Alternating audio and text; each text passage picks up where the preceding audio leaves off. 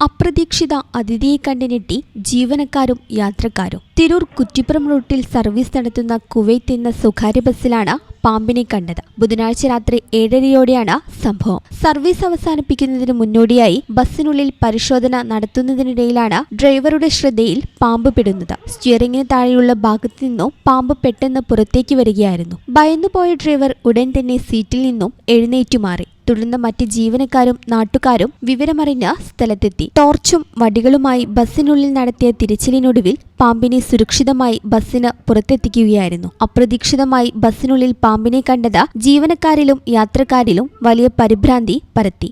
ഭാഗ്യം കൊണ്ടാണ് ആർക്കും അപകടമൊന്നും സംഭവിക്കാതിരുന്നത്. ഈ ചാനൽ ന്യൂസ് കുറ്റിപ്പുറം.